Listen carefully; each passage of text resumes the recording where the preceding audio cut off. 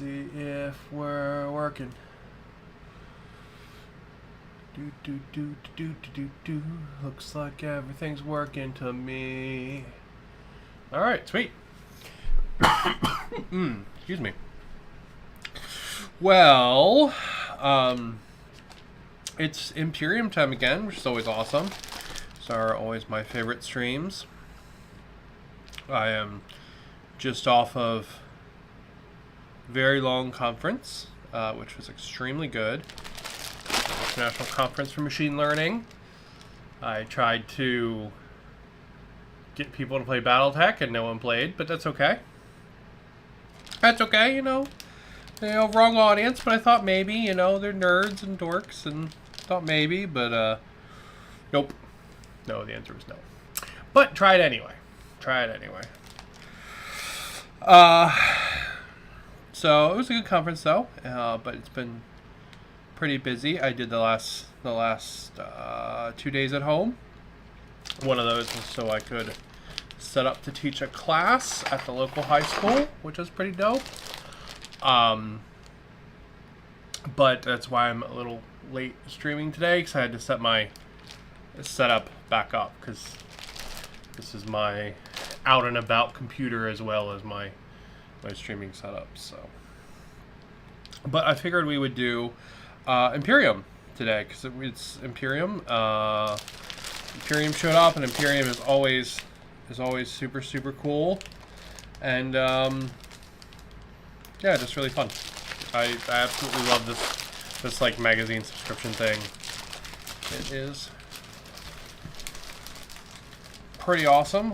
Out of all the months we've been doing this, I've been doing it like for a year and a half now, which is pretty crazy. There's only ever been 1 month that I was actually like disappointed in. So yeah, it's pretty cool. They're always really dope. And this month is one of the best, so it's even cooler. So, alright, so we're going to check out issue 68. Alright, trash can go over there. First off, we got another one of these swirly boys. I fucking love these things. Oh, wait, hold up. There we go. I fucking love these things. These are the Stalkers, the Necron Stalkers, or the Canoptic Stalkers. They're just really cool, like, big scorpion, bug, robot things. They're freaking awesome. We've gotten 2 of these so far in Imperium, which is pretty cool. I've got one painted up. Oh.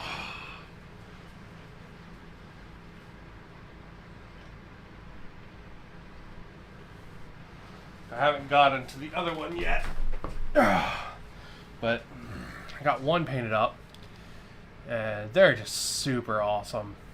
Really cool models. This guy is on a little bit bigger 3D printed base that I did, because this is like the old base style or something. They're supposed to be on bigger ones, but they fit the bigger one nice, and it also helps them from falling over. So it's pretty cool. But yeah, these things are awesome.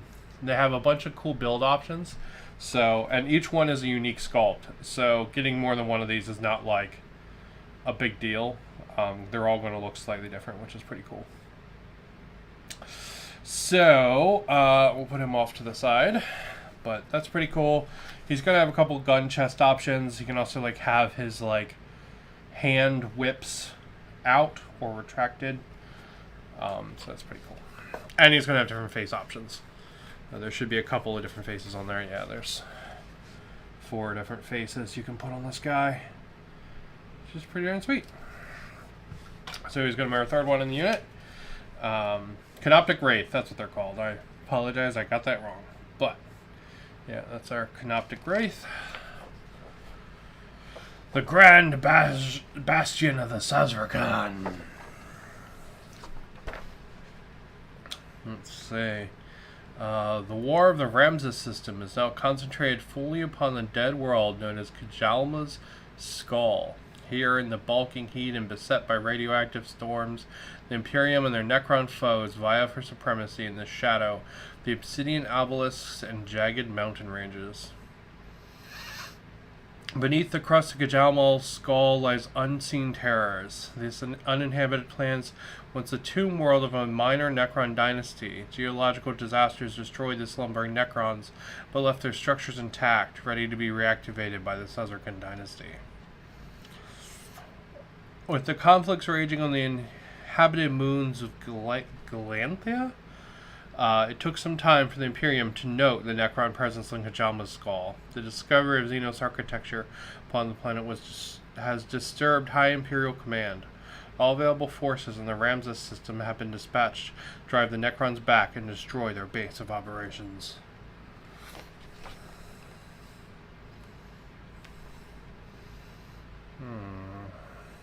Alright. We got a battle record. And a thing on the Tyrannic War. Only years after the defeat of High Fleet Kraken on Ikar 4, High Fleet Leviathan entered the galaxy. The largest and most widespread High Fleet to date, Leviathan seemed to have learned from the fates of Behemoth and Kraken. Its swarms continue to pose a deadly threat to galactic life. We got a Tyranid warrior down there.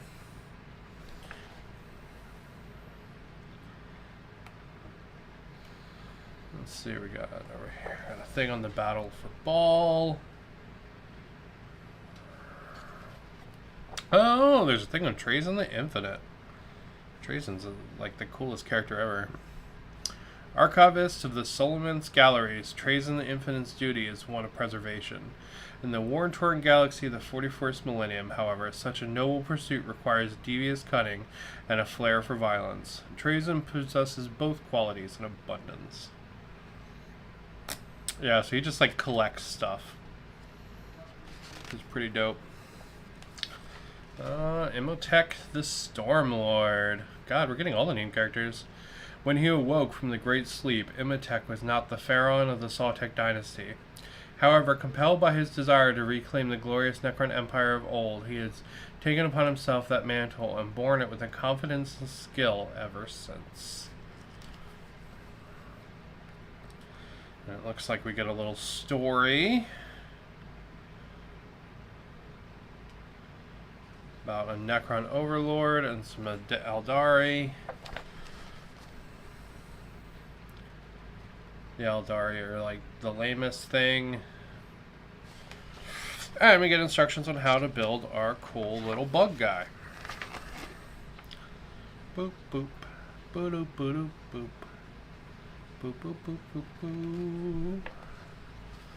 And we get a how to paint section to catch him all up with the different, does it show you the different weapons? Oh, yeah. No, it just shows you, it shows you extra components as options. That's pretty cool. We get a how to paint, catch him up to the other guys. And we get warlord traits for the Necrons.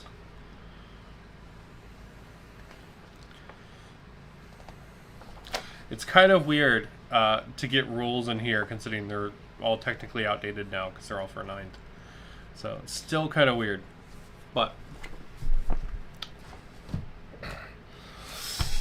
next up, number 69. Nice. Let's see what we got for 69.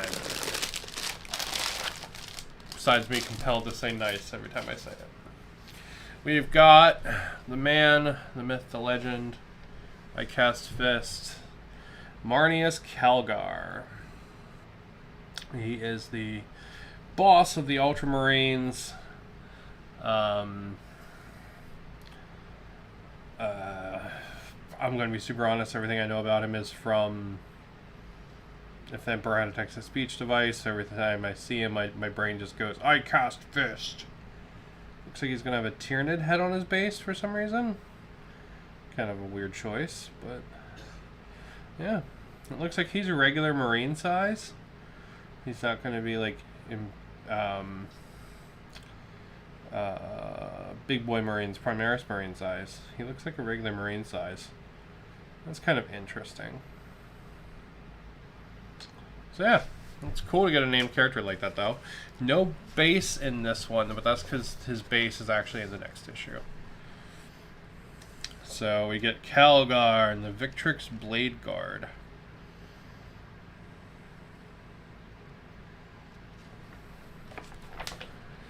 Marneus Kalgar, Chapter Master of the Ultramarines.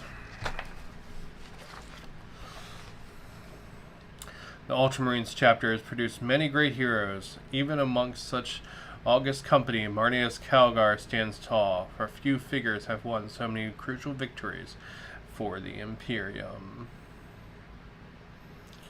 There is an entire comic about Marneus Kalgar that Marvel did. It talks about like how he came to be, essentially. People got very upset because he single-handedly defeats the Lord of Skulls, and that apparently pissed off a lot of people for some reason. Kalgar is armed with the Gauntlets of Ultramar, a pair of master-crafted power fists fitted with potent bolt weapons. These deadly weapons have torn apart alien monsters, heretic Astartes, and countless other foes besides. Now, I did not read the comics, but I know about the people getting angry because it was funny on the Reddit. The Honor Guard. Elite veterans of the chapter, the Honor Guard are assigned to the Ultramarines' most important officers and tasked with ensuring their personal protection at all costs. The Victrix Honor Guard are an even more elite group of warriors. These stoic defenders bear gigantic storm shields with which to deflect enemy fire and will gladly hurl themselves in front of harm's way in order to protect their assigned charge from harm. They also have a very weird eagle face helmet. Let's see, we got a thing on the Emperor. Space Marines have battled the Emperor's enemies for more than 10,000 years. The first of their number were formed into legions, each many thousand strong. These legions no longer exist. Their genetic legacy continues into the 41st millennium. The first founding. That's actually a really cool picture. Look at that. Shows you all the different legions. 20th is Alpha Legion. Did not know the 19th was Raven Guard. That's kind of cool.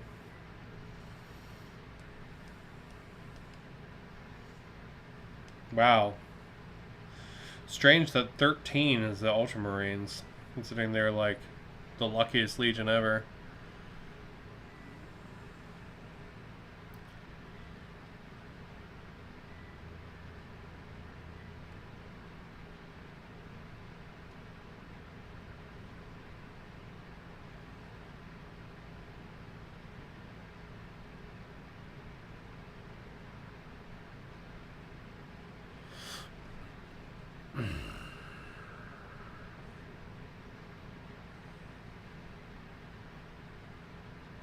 Sorry, I was just reading all of these. I don't know why my brain didn't realize that one of the first Space Marine legions were Lunar Wolves. That's the group that was led by Horus. And technically they've all become, well, either dead or Black Legion. But for whatever reason, my brain did not put together that they were like a thing that they counted amongst the original 20. So I was like, that's really weird. And then I was kind of like, my brain was like, okay, it's time to go through all the others and see if they make sense. But yeah, that's strange. All right, let's see. Well, you know what? Which one's the coolest for the first founding? Space Wolves are pretty dope. So are Thousand Suns. Night Lords are cool. Emperor's Children are cool. Iron Hands and Iron Warriors are both fucking stupid.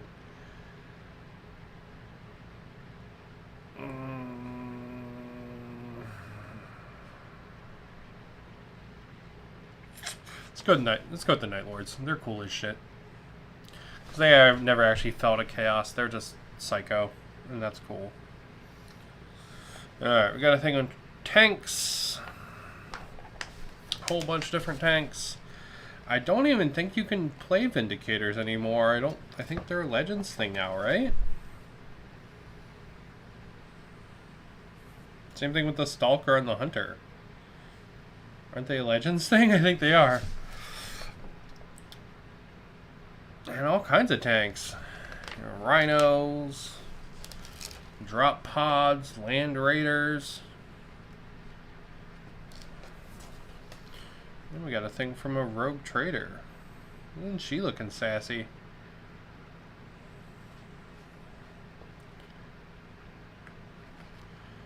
Rogue Trader 01.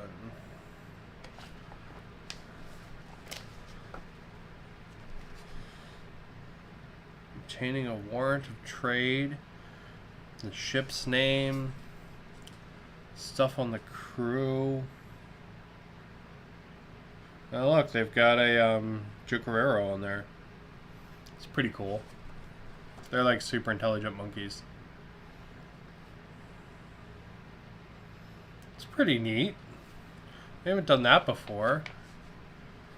And there's some other trainers, Janice Drake and Elucia Vane. They both have models. She's in the kill team, and he's in Black Sand Fortress.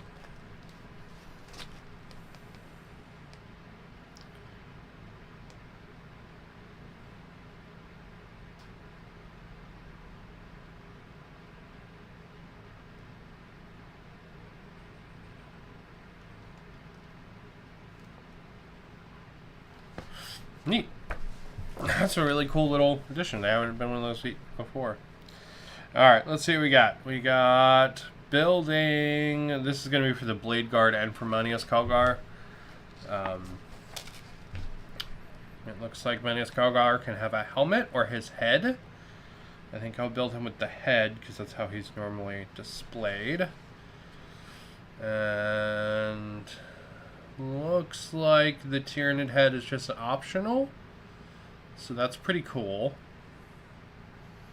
And then we've got the Victrix guys who don't have any options, it looks like. Warlord traits and an outdated mission. Nice. That's pretty cool. The Rogue Trader thing, I'm looking forward to going back and like fully reading. Oh. Alright. The Gathering Storm, the Rise of the Primarch. United by a common hatred of chaos and a desire to see Abaddon destroyed, the survivors of Cadia's fall, now included amongst their number Uraine and her Yunari, made haste to Ultramar. Here they would stand witness to the miraculous resurrection that would shake the galaxy to its very core. They just woke up Robot Girly, man. That's fine. Aro Tigerius, Cato Sicarius. It is I, Cato Sicarius. We got a thing on Karos Fate Reaver and Magnus the Red. Karos Fate Reaver, Greater Demon of Tzeentch. Karos Fate Reaver is the Oracle of Tzeentch. That's a sentence. It said that Karos knows the answer of all questions, but only one of his two heads ever answers with the truth. His mastery of warp powers is frightening to behold.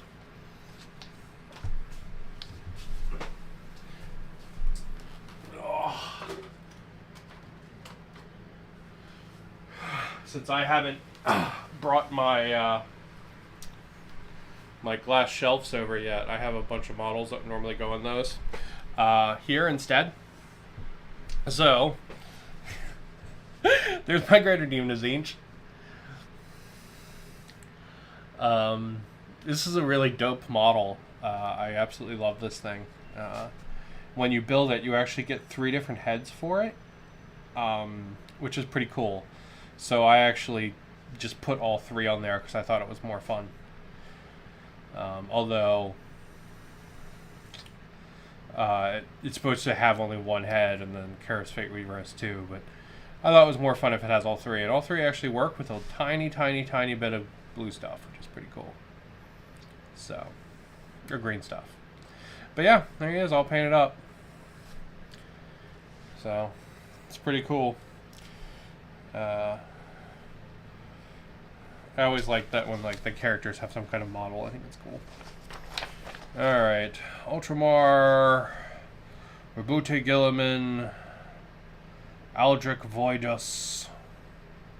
He's a Grey Knight, isn't he? Yeah, he's a Grey Knight. And Cypher. Well, this whole thing's all about Rabute Gilliman, isn't it? Yeah, see, there's another greater demon down there in the picture. This whole thing's about Rabute Gilliman.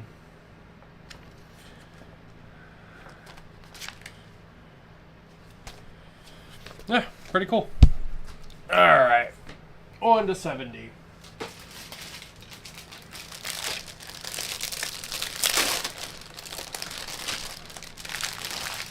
Whoop. These are the Victrix Guard. They shouldn't be too small compared to Primaris.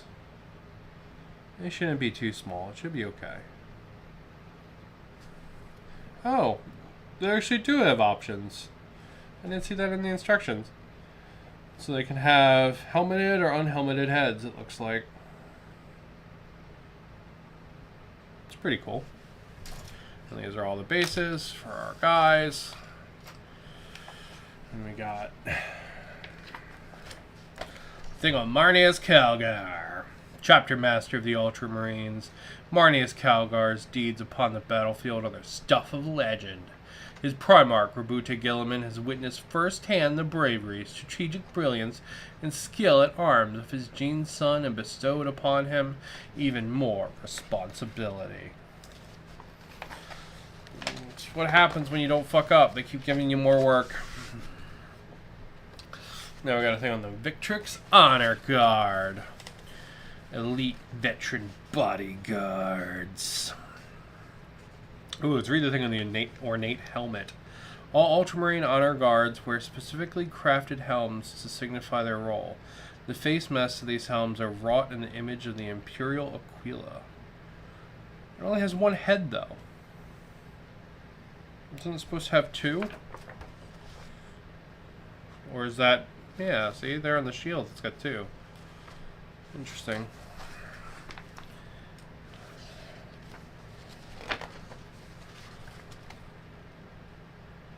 What the hell has happened in that image? He's holding like a severed demon's head, maybe?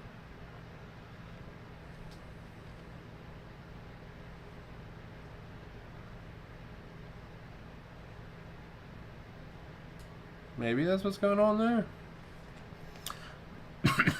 Kaldor Drago, Supreme Grand Master of the Grey Knights. The tale of Kaldor Drago spans many centuries. His fortitude, strength of will, and gift of leadership in the face of warp-spawn terrors have seen him rise to lead the Grey Knights as their Supreme Grand Master. A weird picture.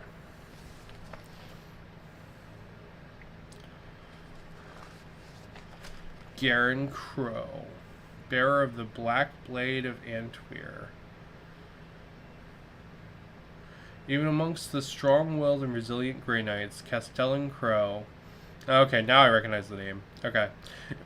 Considered to be a flawless soul, so resident to the temptations of chaos as to be all but immune to them. It is well that it is so, for he bears a burden greater than any other, the Black Blade of Antwer. He has this, like, demon sword he has to carry around. I don't know. It's all kind of edgy. It's a sword. But, you know. It's entertaining. Let's see. How to paint up our honor guard. How to paint up...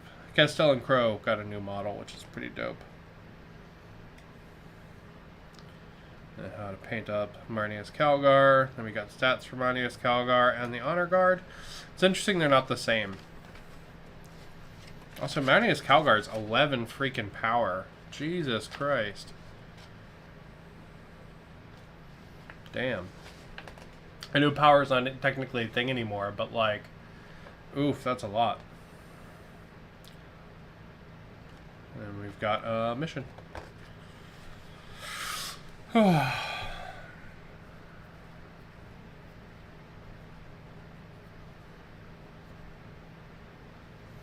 Interesting. I guess the Lich... Okay. Hold on. We'll look at the next one and go from there.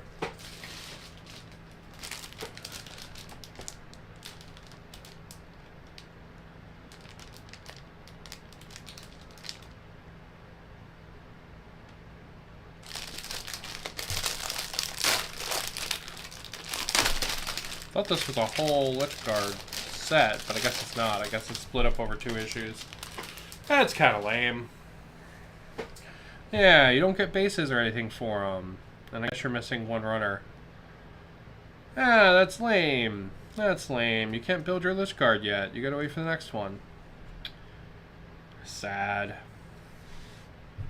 Lich Guard are cool, though. So they can have these, like, big staffs. Or they can have shields and, like, a hand punch sword thing that's really neat. You can see one right there. Or they can have shields and this really dumb looking like dildo cannon that's strapped to their arm. It just looks fucking stupid. The hand punch things are cool as shit though. They're really cool. And the staffs are cool too. Oh, or they can actually have swords even. So they got a ton of options. Yeah, this is a really good kit. I've built some of these already. For the original Necrons I built for a like kill team event. I was going to take and give to some people. And then that just never happened. So I'm excited to have some that are going to be like in my color scheme. But you can't build those yet. You don't get all the pieces. You got to wait for the next issue. That's kind of lame. Oh man, but after that you get a freaking low cursed heavy destroyer? Dude. Next month we're going to get the second part of the Lich Guard, so you can build your Lich Guard. And then you're going to get a freaking low cursed heavy destroyer. It's like a $45 kit. It's cool as shit. And that one's going to have another Rogue Trader Journal. Nice. That's really cool. Lich Guard. Guardians of the Nobility. Prior to biotransference, those who would become Lich Guard were elite warriors. Bodies of living metal have only enhanced their combat skills, making them some of the most lethal warriors in the galaxy.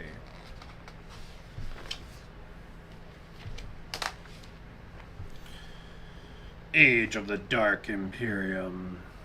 10,000 years have passed since the Emperor ascended to the Golden Throne. 10,000 years of hardship, toil, loss, and horror. Doom and darkness now envelope the Imperium. Chapter Master Helbrecht.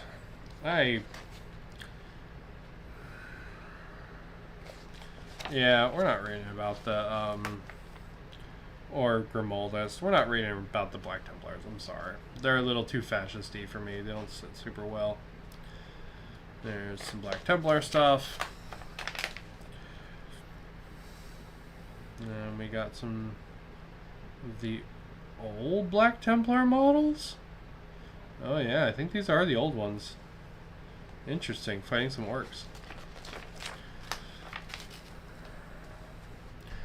Them humans gave our boys a fight. Pasting. Gave our boys a right pasting. There we go. One was a right grimgit. Toggled up all in black he was. And with a big old sword to match. Never seen nothing like it. He strode through a dackle like it wasn't nothing to him. As it that wasn't mad enough, he crumped War Boss Dagnot good and proper. Me and the lads decided to pack it in at that point. No sense getting duffed up for nothing. Wargrot's boys rather live to fight another day, says the orc commando. So the picture they're using here is actually a named like a special named orc character. It's weird. They assigned that to like just a generic character. It's another one of those rogue trader things. It's pretty cool.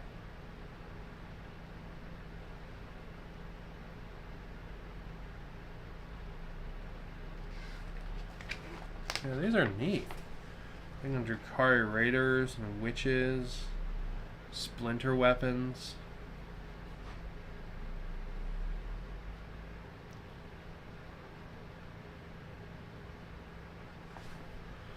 Freebooters, traders and renegades, corsairs. And that's cool. It's just all kinds of different pirates. And Captain Sloan.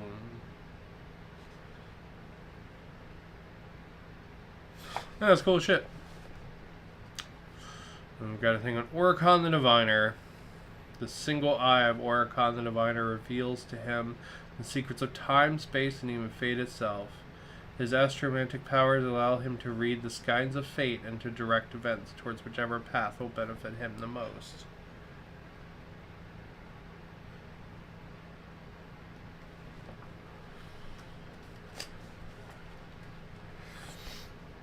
And Rakir the Traveler is a tireless warrior whose crusades for unity are nothing short of inspirational to some of his kin.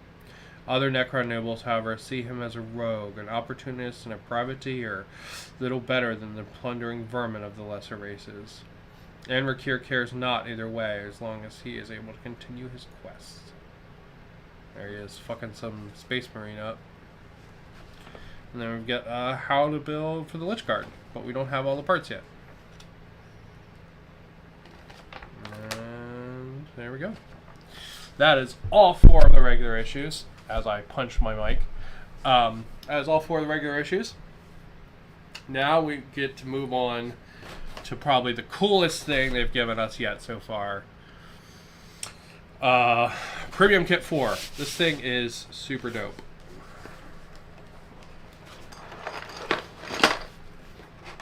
So, so far we have had Chaos Space Marines as a premium kit.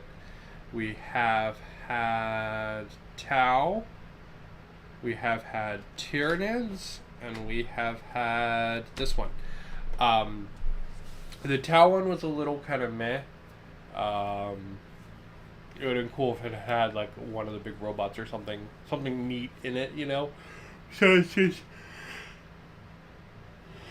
it's just some fire warriors. But this one is dope AF because this one is orcs, which is super awesome. So we'll check the book out in a minute. You're gonna get this boss guy with his giant gun that sucks in little grots. So this is actually like a warp cannon. It basically sucks in things and then transports them through the warp into something else. So what this gun does is it would suck up a grot and then shoot it like, and basically teleport it into something else. So like into a person's chest or into like a tank.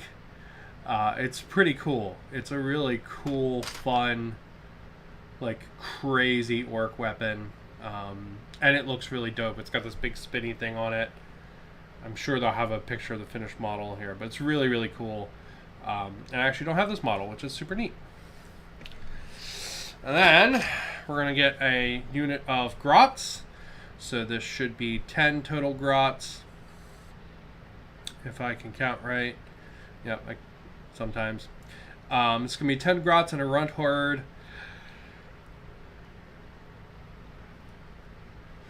Grots are always useful, even if you don't want to run them as grots themselves. These little guys make awesome little additions, being stuck onto tanks and like being stuck onto mechs and the bases of bigger models and stuff. They just give a lot of really nice personality, and these are really fun. You get a bunch of different poses. The runt herd gets some options. He can either have a whip or a shocking stick. The shocking stick can have 2 different heads, or he can actually have a dog. Like he can have like a swig hound. The grots get a bunch of different head options. Some of them do, and some of them are just static posed. But super, super fun. You can never have too many grots. I actually don't have any grots on their own bases, which is pretty cool. Because I've only ever bought one version of that kit, and I used it to like basically go onto other things like tanks and robots and stuff. So I'll actually spin up a couple of grots, which is pretty cool. Last but not least, we get a whole unit of the old boys. I freaking love this kit. A lot of people hate this kit. Those people are wrong and bad. This kit is amazing. It is filled with so many cool options and choices and poses. All kinds of cool shit in this kit. I really cannot sing the praises of this kit enough. Now, in total with this, we're actually going to get more than the 10-man unit in here, which is also really nice. We're going to get one 10-man unit, and then we're going to get either like an extra boy or a knob to lead the units, because you can actually have a knob lead the unit. I don't tend to like to make the knob.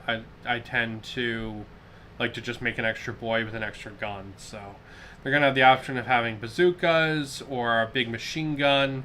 So there's going to be options for them here. But with the knob, it just gives them like a little bit better of a leader if you want them to have it. So yeah, that's pretty cool. And then, in addition to that, we get some cool paints. So we're going to get Warboss Green, which is a fitting name. We're going to get Snarsnick Green. And we're going to get Biltan Green, which I'm super excited to use. I've never actually used this color. And it's some kind of shade, so that's super cool. So I'm really looking forward to trying that out, see what it can do. Alright, I put these guys back in here. And we'll take a look at the story.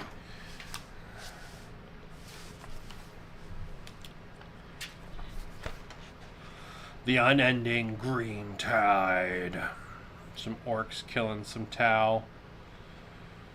There's a Death Dread in there. You can see the Death Dread. And there's a Morkonaut.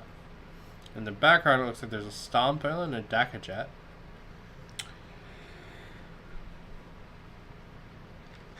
I'm very tired.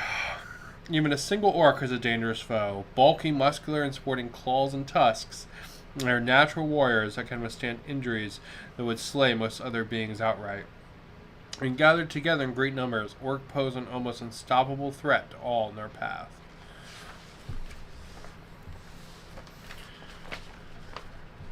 All these humies, pointy ears, and metal-heads think they're so smart without all thinking. We as orcs, we don't need to think. We just need...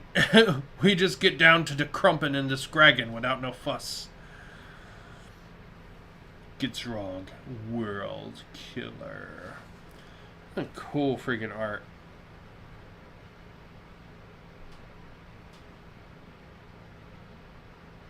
Yeah, that's a really cool piece of art. The Big Mac. The engineering cast of the orc race, often referred to as mech boys or mechs, are responsible for creating all orc weapons and technology. The largest, strongest, and most powerful mechs are known as Big Mechs. Their mastery of orc technology is unsurpassed by any other greenskins. And you can see he's got his shock attack gun there. That's what that thing's called. It's just like a big teleporter, basically. Boys, violent, belligerent, greenskin infantry. And the greenskins march to war. The majority of their number form bands of like-minded belligerents. Each such squad of boys is led by a bigger, meaner orc known as the boss mob. These riotous hooligans enjoy killing in the loudest and most brutal fashion possible. So good shout out for the orc kits. If you pick up a unit of the new Monopose boys and a unit of these guys, you can fill in the missing weapons on the Monopose boys with these guys. So the Monopose boys come with a certain number of shootas and choppas. So like you have to have like a mixed unit. Everybody doesn't have like a rifle or whatever. But if you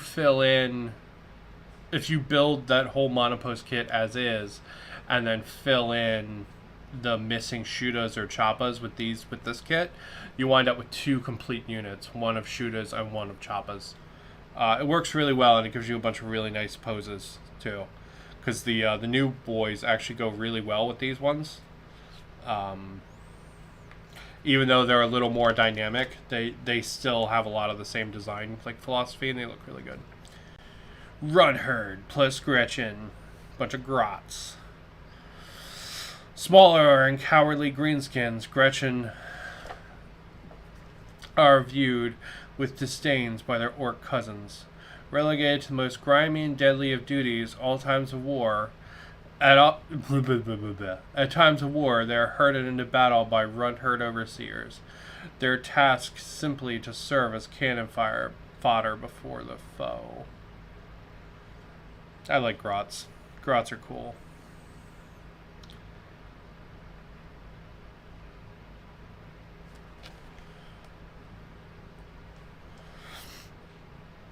So yeah, oh look at the cool squig there. Look at that. That's cool as shit.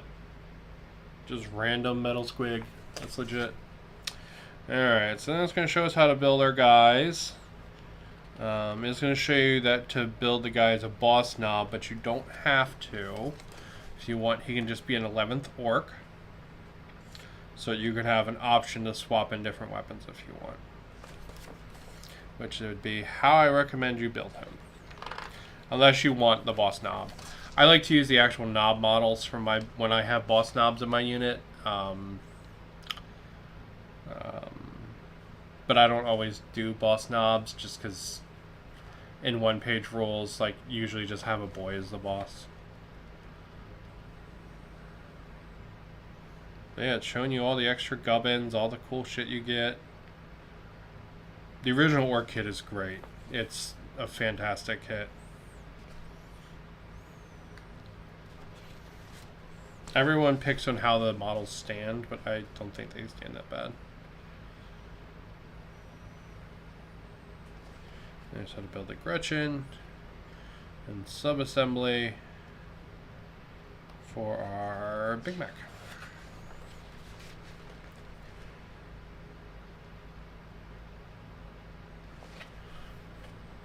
All right. Looks like it wants us to use these greens. Looks like it's going to give us a nice, actually really nice set of green.